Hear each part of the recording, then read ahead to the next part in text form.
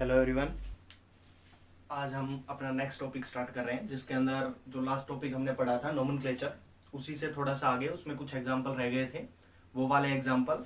और मैंने बताया था उस लास्ट क्लास के अंदर कि जो नोमेनक्लेचर है यानी कि जो स्ट्रक्चर दी हुई है, जो फॉर्मूला दिया हुआ है, उससे हमने नाम लिखना सीखा था। अब हम नाम से फॉर्मूला लिखना सीखेंगे। तो सबसे पहले जो रूल रह गए थे, जिसके एग्जाम्पल रह गए थे, जो रूल मैं बता चुका था कि ब्रीजिंग लिगेंड के लिए, ब्रीजिंग लिगेंड मतलब ऐसा लिगेंड जो दो मेटल होंगी और उनके बीच में दोनों से कनेक्ट होगा, यानी कि इस तरह से ब्रिज बनाएगा, उस लिगेंड को बोलेंगे ब्रीजिंग लिगेंड। तो ब्रीजिंग लिगेंड के लिए नोमेनक्लेचर के अंदर हम जो वर्ड यूज करते हैं दैट इज द म्यू।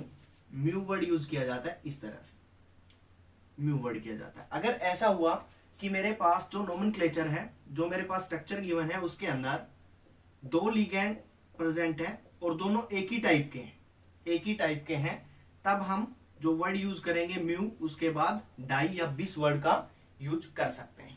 तो ये हमारे पास एक रूल था। दूसरी बात, जो भी नंबर था इसका, नेक्स्ट अपने पास एक रूल ये है कि अगर मेरे पास जो कोऑर्डिनेशन कॉम्प्लेक्स है वो एसिडिक नेचर का है, एसिडिक मतलब अगर उसके कैटायन के अंदर H+ प्रेजेंट है, कैटायन के अंदर H+ प्रेजेंट है, तो उस एसिड में जो हम नाम लिखेंगे उसके अंदर कैटायन पहले नहीं लिखेंगे, बस उसके लास्ट में एक एसिड लगा देंगे। एक एसिड वर्ड का यूज करेंगे कब? जब पूरा नाम लिख लिया जाएगा कॉम्प्लेक्स का, उसके बाद में।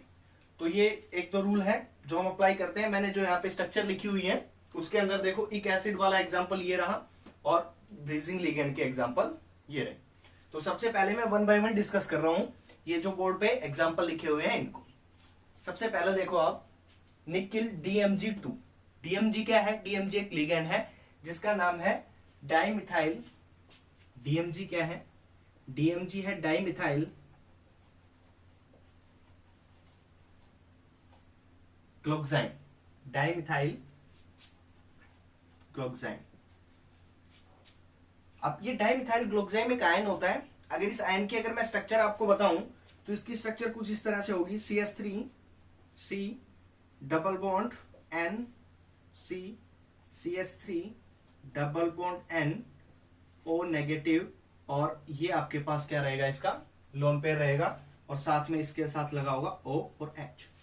तो ये स्ट्रक्चर होती है बेसिकली ग्लोक्साइन आयन की, डाइमिथाइल ग्लोक्साइन आयन की। अब ये जो डाइमिथाइल ग्लोक्साइन आयन है ये बाइडेंटेड लिगेंड की तरह काम करता है। जब मेटल यहाँ पे आएगा तो ये एक बॉन्ड तो ये बना लेगा और दूसरे वाला बॉन्ड इस तरह से बना लेगा। तो ये बाइडेंटेड लिगेंड है, बात नंबर 1। दूसरी बात, इसके ऊपर चार्ज कितना होगा? तो देखो नाइट्रोजन तो न्यूट्रल है, लेकिन ऑक्सीजन पे कितना चार्ज है? -1। तो ओवरऑल इस पे चार्ज कितना होगा? ओवरऑल चार्ज होगा वो होगा -1। अब इस एग्जाम्पल को देखते हैं। देखो सबसे पहले अगर मैं इसकी ऑक्सीडेशन स्टेट निकालूं निकिल की, तो निकिल की ऑक्सीडेशन स्टेट क्या आएगी? देखो निकिल की ऑक्सीडेशन स्टेट यहां से आएगी। ऑक्सीडेशन स्टेट को मैं X मान लेता हूं, प्लस 2 मेरे पास लिगेंड है और एक पे चार्ज कितना है? -1। तो यानी कि यहाँ पे निकिल की ऑक्सीडेशन स्टेट हो गई इक्वल टू 0, क्योंकि न्यूट्रल है पूरा कॉम्प्लेक्स। अब X इज इक्वल टू +2, तो oxidation state of nickel will be +2। इसका नाम अब कैसे लिखेंगे? नाम लिखेंगे देखो डाइमिथाइल ग्लोक्साइन, और ये नेगेटिव चार्ज वाला लिगेंड है तो हम उसके पीछे वर्ड क्या यूज करते हैं? ग्लोक्साइन मेटो, यानी कि ATE लगाते हैं, ATO लगाते हैं। अब इसके अंदर जो नाम है वो दो लिगेंड है और इसके अंदर डाई वर्ड पहले आ रहा है, तो नोमेनक्लेचर के अकॉर्डिंग हम क्या वर्ड यूज करेंगे? That is the base. तो हम नाम लिखेंगे बेस, उसके बाद डाइमिथाइल ग्लोक्साइमेटो, डाइमिथाइल ग्लोक्साइम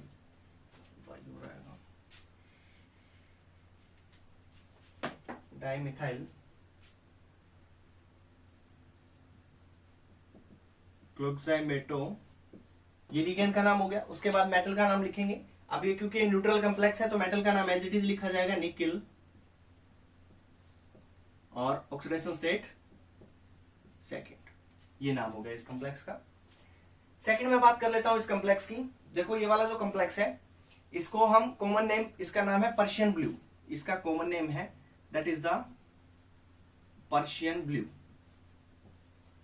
और इसको फेरो साइनाइड भी बोला जाता है। कॉमन नेम है, लेकिन ये IUPAC नहीं है, कॉमन नेम है। अगर मैं इसके आईयूपीएसी नेम की बात करूं तो देखो आईयूपीएसी नेम कैसे लिखेंगे, तो सबसे पहले देखो आयरन है, सबसे पहले आयरन है।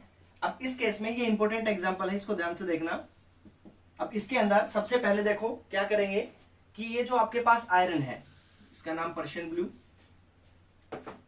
अगर मैं ऑक्सीडेशन स्टेट निकालूं सबसे पहले, तो ऐसे कॉम्प्लेक्स की ऑक्सीडेशन स्टेट हम इस तरह से निकालेंगे, जो ये वाला जो सबस्क्रिप्ट के अंदर नीचे लिखा हुआ जो वर्ड है इसको हम यहाँ पे लगाएंगे, और ये कैटायन है तो यहाँ पे इसकी ऑक्सीडेशन स्टेट आ जाएगी आयरन +3। ये वाला जो 4 है ये इसके ऊपर जाएगा पावर में, और ये एनायन है तो इसके ऊपर चार्ज कितना हो जाएगा FeCN6 4 नेगेटिव। ये उसी तरह से है जैसे आपके पास कैल्शियम 2 पॉजिटिव और Cl negative, twice of Cl negative add करते हैं तो उसके अंदर ये यहां जाता है, ये यहां चला जाता है और कंपाउंड बनता है CaCl2। यानी कि मैं देखूं तो इसको मैं यहां पे लिख के चार्ज में लगा सकता हूं, इसको यहां पे लेके हम चार्ज में लगा सकते हैं। तो ये उसी तरह से हमने क्या किया, आयरन है, जो आयरन है उसके ऊपर चार्ज कितना आ गया +3, मतलब इसकी ऑक्सीडेशन स्टेट +3 है। अगर इसकी ऑक्सीडेशन स्टेट निकालूं तो इसकी ऑक्सीडेशन स्टेट कितनी आएगी, इसको मान लेता हूं x, ये अलग अलग हुए, इसको मैं मान लेता हूं x प्लस 6 लिगेंड है जिसपे चार्ज -1 है, इज इक्वल टू कॉम्प्लेक्स के ऊपर कितना चार्ज -4, यानी कि x की वैल्यू कितनी आई +2। तो यहाँ पे ऑक्सीडेशन स्टेट आयरन की कितनी आ गई 2। तो जो इसका नाम लिखा जाएगा वो नाम कुछ इस तरह से लिखा जाएगा। देखो सबसे पहले कैटायनिक पार्ट लिखा जाता है, कैटायनिक के अंदर क्या आयरन, तो मैं इसको लिख दूंगा आयरन, ऑक्सीडेशन स्टेट कितनी आई +3। उसके बाद इस कॉम्प्लेक्स का नाम लिखा जाएगा। अब इसके बीच में क्या होगा, स्पेस, क्योंकि ये कैटायनिक पार्ट था और ये क्या है एनायनिक पार्ट। अब स्पेस देकर सबसे पहले लिगेंड का नाम, क्योंकि कॉम्प्लेक्स के अंदर सबसे पहले लिगेंड का नाम लिखा जाता है, उससे पहले उसके नंबर लिखे जाते हैं। तो यहाँ पे 6 लिगेंड है तो इसको लिख दूंगा मैं हेक्सा साइनाइडो, और ये आयरन है, नेगेटिव चार्ज आ गया कॉम्प्लेक्स के ऊपर तो क्या लगेगा ATE लगेगा लास्ट में, ग्रीक वर्ड के, यानी कि फेरेट सेकेंड, ये इसका नाम हो गया। दूसरा इसका नाम ये भी है, और इसका नाम क्या है आयरन 3। आयरन 3 को मैं फेरिक लिख सकता हूं, तो इसका नाम है ferric hexacyanido ferrate 3, sorry second 2, ऐसे भी लिख सकते हैं, ये नाम भी सही है और ये नाम भी सही है। अब अगर इसकी बात कर लूं तो देखो इसके अंदर जो कैटायनिक पार्ट है, अगर इसको अलग अलग करें तो हमें मिलेगा 4 H पॉजिटिव। अगर ये 4 H पॉजिटिव है तो इस पे कॉम्प्लेक्स पे कितना चार्ज होगा, PtCN6 4 नेगेटिव चार्ज होगा, तभी ये इलेक्ट्रिकली न्यूट्रल है। या पे ऐसे भी देख सकते हो ये 4 है, इसको अगर यहाँ पे ले जाऊंगा तो इस पे +1 चार्ज होगा, तो यहाँ पे कितना हो जाएगा -4। अब देखो ये H+ है कैटायन, वैसे तो कैटायन का नाम पहले लिखा जाता है, लेकिन मैंने अभी अभी बताया आपको अगर कैटायन H+ है तो लास्ट में हम एक एसिड का यूज करेंगे। अब इसके अंदर देखो क्या होगा, सबसे पहले अब कॉम्प्लेक्स का नाम लिखूं, कॉम्प्लेक्स के नाम के अंदर लिगेंड का नाम पहले लिखा जाएगा, उससे पहले उसके नंबर। तो जो इसका नाम होगा उसके अंदर क्या कैसे लिखेंगे, सबसे पहले ऑक्सीडेशन स्टेट निकाल लेते हैं प्लेटिनम की। तो प्लेटिनम की ऑक्सीडेशन स्टेट निकालूंगा तो x + 6 लिगेंड है, के ऊपर चार्ज -1 इज इक्वल टू -4, यानी कि x इज इक्वल टू +2। अब कैटायन का नाम पहले नहीं लिखा जाएगा, एक एसिड लगा देंगे बाद में, क्योंकि H पॉजिटिव क्या है कैटायन। तो इसका नाम क्या होगा, इसका नाम होगा hexacyanido platinic oxidation state second acid. तो ये इसका नाम होगा। नेक्स्ट हमारे पास ब्रीजिंग वाले जो लिगेंड है उनके केस में नोमेनक्लेचर कैसे करेंगे, तो सबसे पहले देखो ये वाला मेरे पास कॉम्प्लेक्स है, अगर इस कॉम्प्लेक्स की बात करूं तो ऑक्सीडेशन स्टेट निकाल लेता हूं सबसे पहले इसके अंदर, यहां पे निकाल रहा हूं ऑक्सीडेशन स्टेट। अगर ऑक्सीडेशन स्टेट की बात की जाए तो देखो SO4 ये कैटायन है, कॉम्प्लेक्स है वो कैटायनिक पार्ट है, और SO4 नेगेटिव, ये 2 नेगेटिव, ये क्या है एनायनिक पार्ट है। अब SO4 के ऊपर 2 नेगेटिव चार्ज होता है तो कॉम्प्लेक्स के ऊपर कितना चार्ज आएगा +2, यहाँ पे 2 - तो यहाँ पे +2, तभी ये इलेक्ट्रिकली न्यूट्रल है। अब देखो यहाँ पे मेरे पास 2 क्या है आयरन, तो मैं मानता हूं आयरन की ऑक्सीडेशन स्टेट X, तो ये हो गया अपने पास 2x प्लस 8 मेरे पास क्या है H2, और H2 न्यूट्रल लिगेंड होता है, उस पे चार्ज 0, प्लस OH पे कैसा चार्ज होता है नेगेटिव, OH नेगेटिव होता है, यूनिडेंटेड लिगेंड है, और इसके ऊपर ये एक नेगेटिवली चार्ज आयन है और इसके ऊपर चार्ज -1, तो 2 × -1 इज इक्वल टू कॉम्प्लेक्स पे कितना चार्ज +2। तो यहां से अपने पास आ गया 2x + 2 will be equal to 2, यानी कि ये हो गया आपके पास सॉरी -2 यानी कि 2x इज इक्वल टू, ये हो गया +4 और x इज इक्वल टू +2, यानी कि आयरन की जो ऑक्सीडेशन स्टेट है वो क्या है, +2। अब इसका नाम लिखते हैं। देखो तो नाम लिखेंगे सबसे पहले, मेरे पास लिगेंड का नाम लिखा जाएगा पहले, और लिगेंड का नाम लिखे तो सबसे पहले यहाँ पे क्या है, 4 लिगेंड है और चारों क्या है, H2 यानी कि एक्वा। तो नाम हो गया टेट्रा एक्वा, टेट्रा एक्वा। उसके बाद टेट्रा एक्वा लिखने के बाद हमारे पास क्या होगा, इसका नाम लिख चुके हम, ये ब्रीजिंग के अंदर है। अब इसके साथ कौन लगा हुआ, आयरन, तो हम लिखेंगे आयरन, ऑक्सीडेशन स्टेट कितनी, सेकेंड। अब ब्रीजिंग वाले लिगेंड लिखेंगे। अब ब्रीजिंग के लिगेंड 2 हैं और दोनों एक जैसे हैं तो डाइवर्ड यूज कर सकते हैं, लेकिन ये ब्रीजिंग में है तो हमें बताना पड़ेगा, तो मैं लिखूंगा म्यू, मतलब ये ब्रीजिंग में है, और 2 है तो डाई, और नाम क्या है इसका, हाइड्रोक्सो, तो डाई हाइड्रोक्सो, डाई हाइड्रोक्सो। उसके बाद आगे वाला पार्ट बच गया, उसका नाम एज इट इज लिखेंगे, तो वो क्या होगा, टेट्रा एक्वा, सेम ऐसे ही टेट्रा एक्वा, टेट्रा एक्वा। उसके बाद क्या आता है अपने पास, टेट्रा एक्वा के बाद आयरन है, आयरन सेकेंड सल्फेट, इसके बीच में स्पेस होगा ये, ठीक है। ये कैटायनिक पार्ट, ये एनायनिक पार्ट, ये इसका नाम हो गया। दूसरा, इसका नाम ऐसे भी लिखा जा सकता था, कैसे, देखो आयरन भी सेम है, 2 आइटम है आयरन के लेकिन सेम है, और लिगेंड भी 4 सेम लगे हुए हैं, तो इकट्ठा करके लिख सकते थे हम। कैसे इकट्ठा में लिख सकता था इसको, 4 लिगेंड ये और 4 लिगेंड ये, कितने हो गए, 8। तो इसको मैं लिखूंगा, लिख सकता हूं ऑक्टा, और चारों लिगेंड पानी है यानी कि ऑक्टा एक्वा। उसके बाद जो म्यू यानी कि ब्रीजिंग वाले लिगेंड म्यू, उसके बाद म्यू डाई हाइड्रोक्सो, हाइड्रोक्सो। उसके बाद क्या लिखेंगे, मेटल का नाम लिखेंगे। अब मेटल कौन है, आयरन, और आयरन भी कितने हैं, 2, तो लिखूंगा di iron, oxidation state second sulphate. ये हो गया आपके पास, दोनों नाम सही हैं, आप कोई भी लिख सकते हैं। नेक्स्ट की बात कर लेते हैं। देखो सेम इसी तरीके से अगर मैं सबसे पहले कोबाल्ट की ऑक्सीडेशन स्टेट निकालूं, तो देखो NO3 नाइट्रेट लगा हुआ है, NO3 नेगेटिव, मतलब इसके ऊपर कैसा चार्ज होगा, -1। तो टोटल 4 लिगेंड लगे हुए हैं, तो कितना हो गया, 4 आयन लगे हुए हैं, तो -4। अगर ये -4 है तो इस पे कैसा चार्ज हो जाएगा, +4 चार्ज हो गया, +4। अब कॉम्प्लेक्स के ऊपर +4 चार्ज आया, तो देखो मेटल के ऊपर चार्ज निकालेंगे, तो मेटल के ऊपर चार्ज कितना आएगा, देखो यहां से मैं निकालूं तो मेरे पास 2x, x मान लेता हूं कोबाल्ट का चार्ज, 2x प्लस अमोनिया लगे हैं मेरे पास 8, लेकिन अमोनिया 8 के 8 कैसे न्यूट्रल है, अमोनिया न्यूट्रल लिगेंड होता है, तो इस पे चार्ज 0। अब NH2 नेगेटिव होता है और NO2 भी नेगेटिव होता है, -1 चार्ज होता है, तो -2 लिख सकता हूँ, ये इज इक्वल टू +4। यानी कि अपने पास यहां से क्या है, 2x इज इक्वल टू 6, यानी कि x इज इक्वल टू 3। तो इसके ऊपर जो ऑक्सीडेशन स्टेट आएगी +3, इसकी ऑक्सीडेशन स्टेट +3। अब देखो, अब अगर मैं इसका नाम लिखता हूं तो देखो सबसे पहले नाम लिखा जाएगा, वो कैसे लिखा जाएगा, ये मेरे पास अमोनिया है, 4 है, तो मैं इसको लिख सकता हूं टेट्रा अमाइन कोबाल्ट 3, उसके बाद म्यू। अब ये दोनों अलग अलग हैं, उस केस में तो हमने डाइवर्ड यूज कर लिया था, लेकिन इस केस में अलग अलग लिखेंगे। तो ये आप NH2 नेगेटिव क्या होता है, अमीडो, अमीडो, तो हम इसको नाम लिखेंगे म्यू अमीडो। उसके बाद म्यू, और NO2 नेगेटिव, NO2 नेगेटिव क्या होता है, नाइट्रो, तो म्यू नाइट्रो, म्यू नाइट्रो। उसके बाद आगे चलेंगे, तो आगे अपने पास क्या है, टेट्रा, सेम वही टेट्रा अमाइन 8 आएगा वही टेट्रा अमाइन में, टेट्रा अमाइन। उसके बाद कोबाल्ट, कोबाल्ट 3, और लास्ट में नाइट्रेट, नाइट्रेट ऐसे भी लिख सकते हैं।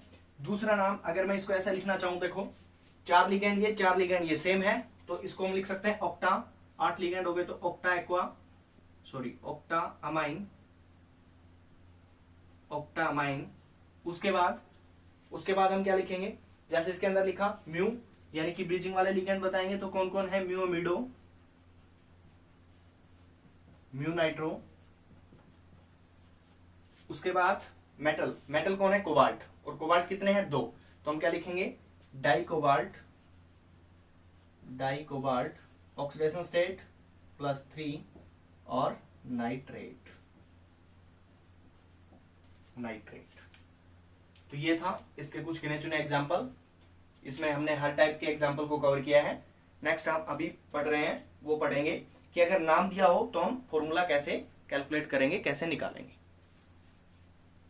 डिस्कस कर रहे हैं कि कोई भी अगर आईयूपीएससी नेम दिया है तो उससे हम फॉर्मूला कैसे लिखेंगे। तो सबसे पहला एग्जांपल, सोडियम हेक्साफ्लोराइडोसिलिकेट।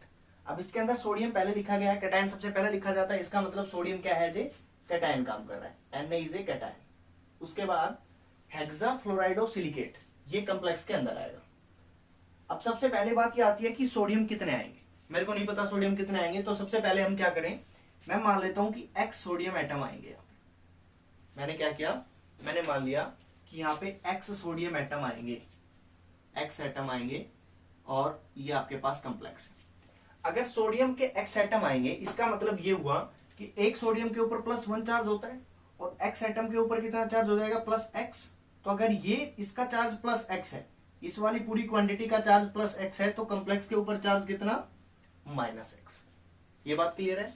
अब देखो, सबसे पहले सिलिकेट यानी कि सिलिकॉन, उसके बाद लिखा हुआ है हेक्साफ्लोराइडो यानी कि F6। अब x निकाल लेंगे हम, x कैसे निकालेंगे, देखो ऑक्सीडेशन स्टेट दिया हुआ है सिलिकॉन की, कितनी है, +4, यानी कि इसकी ऑक्सीडेशन स्टेट है +4। +6 लिगेंड ऐसे हैं जिनके ऊपर एक के ऊपर -1 चार्ज है, और कॉम्प्लेक्स के ऊपर कितना चार्ज होना चाहिए, -x। अब इसका मतलब ये हो गया अपने पास +4 -6 इज इक्वल टू x, यानी कि x इज इक्वल टू -2। तो x की जगह पे क्या आएगा, ये माइनस के साथ x है, तो इसका मतलब ये होगा कि अगर ये -2 है तो ये +2, x इज इक्वल टू +2। तो ये हो जाएगा, x की वैल्यू कितनी आ गई, 2, यानी कि सोडियम एटम कितने हो जाएंगे, 2। तो इसका जो आपके पास फॉर्मूला आएगा वो आएगा Na2SiF6। ये आपके पास क्या हो गया, इसका फॉर्मूला हो गया।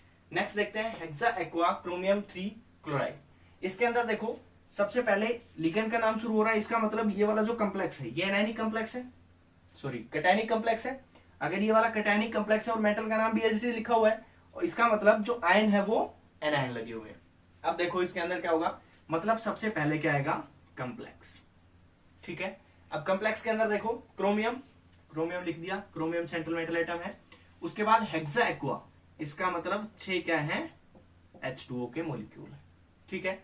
अब इसके ऊपर चार्ज देखो कितना आया, अगर मैं इस कॉम्प्लेक्स की बात करता हूं तो इस कॉम्प्लेक्स के ऊपर कितना चार्ज आएगा, देखो ऑक्सीडेशन स्टेट क्रोमियम की दी हुई है, क्रोमियम की ऑक्सीडेशन स्टेट कितनी दी हुई है, +3, और मेरे को पता है H2O के ऊपर चार्ज 0, तो ये वाला जो टोटल जो भी यहां से निकल के आएगा वो उसके बराबर कितना क्या रहेगा, इसके ऊपर चार्ज रहेगा। तो यानी कि कितना आया ये, +3, तो इसके ऊपर चार्ज कितना आएगा, +3, और साथ में कौन लगा है न्यूट्रलाइज करने के लिए, क्लोरीन। तो क्लोरीन के ऊपर चार्ज कितना होता है, -1, एक क्लोरीन पे चार्ज -1 होता है। इसका मतलब इस +3 को न्यूट्रलाइज करने के लिए कितने क्लोरीन चाहिए, 3 क्लोरीन चाहिए, क्योंकि एक पे कितना चार्ज है, -1, तभी ये इलेक्ट्रिकली न्यूट्रल हो पाएगा। तो इसलिए हमें क्या लगाने पड़ेंगे, 3 क्लोराइड, ये हो गया Cl3। तो ये इसका नाम हो गया Cl3। नेक्स्ट देखो, नेक्स्ट इसी तरह का है, इसके अंदर देखो अपने पास क्या है, हेक्सामाइन कोबाल्ट 3। इसका मतलब कॉम्प्लेक्स है, पहले कॉम्प्लेक्स है, कैटायन का नाम पहले लिखा हुआ, मतलब कॉम्प्लेक्स कैटायनिक कॉम्प्लेक्स है, लिख दिया कोबाल्ट। उसके पास हेक्सामाइन यानी कि NH3 6, ये भी लिख दिया, ठीक है। अब इसके ऊपर चार्ज कितना आएगा, इस कॉम्प्लेक्स पे, कॉम्प्लेक्स पे +3 चार्ज आएगा। कैसे पता लगा कि जो कोबाल्ट है उसकी ऑक्सीडेशन स्टेट गिवन है, कोबाल्ट की ऑक्सीडेशन स्टेट कितनी गिवन है, +3, +6 लिगेंड है और 6 है अमोनिया, न्यूट्रल लिगेंड है, तो टोटल हो गए अपने पास +3, यानी कि इस कॉम्प्लेक्स के ऊपर कितना चार्ज है, +3। अब जो भी इसके साथ एनायन लगे हुए हैं वो एनायन इस +3 को न्यूट्रलाइज करेंगे, और एनायन कौन कौन से दिए हुए हैं, सल्फेट और क्लोराइड, 2 एनायन है। अब सल्फेट पे कितना चार्ज होता है, सल्फेट होता है SO4 2 नेगेटिव, और क्लोराइड पे Cl नेगेटिव, इसका मतलब -1 और -2 कितने हो गए, -3। अगर मैं सिंपल यहाँ पे Cl और SO4 लगा देता हूं तो ये इसको न्यूट्रलाइज कर देंगे, क्योंकि इस पे चार्ज -1, इस पे चार्ज -2 और कम्प्लेक्स पे चार्ज +3, तो इसमें कोई भी नंबर लगाने की जरूरत नहीं है, एज इट इज ये इसका नोमेनक्लेचर हो गया। नेक्स्ट अपने पास पोटेशियम हेक्सासाइनोफेरेट 3। पोटेशियम पहले लिखा गया है, इसका मतलब पोटेशियम पहले आएगा कैटायन की तरह, और अपने पास कम्प्लेक्स क्या होगा, एनायनिक कम्प्लेक्स। अब इसके अंदर देखो हेक्सासाइनोफेरेट यानी कि आयरन है Fe, हेक्सासाइनो मतलब CN6, और बात ये आती है कि ये पोटेशियम कितने आए। वही केस मैं मान लेता हूं कि मेरे पास X पोटेशियम है, ठीक है। अगर ये पोटेशियम X है तो इस पे चार्ज कितना होगा, इस पे चार्ज होगा -X, तभी इलेक्ट्रिकली न्यूट्रल होगा, क्योंकि एक पोटेशियम पे कैसा चार्ज होता है, +1, फर्स्ट ग्रुप से आता है, तो +1 चार्ज होगा।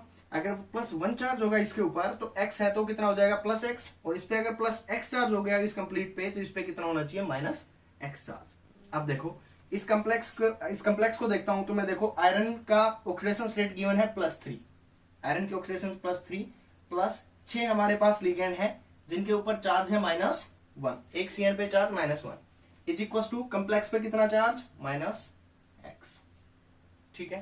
तो यहां से अपने पास क्या हो गया, देखो इसको मैं लिख सकता हूं -3 is equal to 3।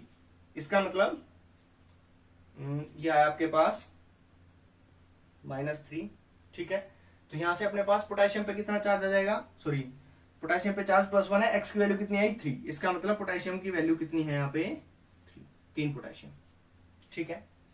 Next question देखते हैं। नेक्स्ट क्वेश्चन है ट्राई म्यू कार्बोनाइल बिस ट्राई कार्बोनाइल आयरन 0।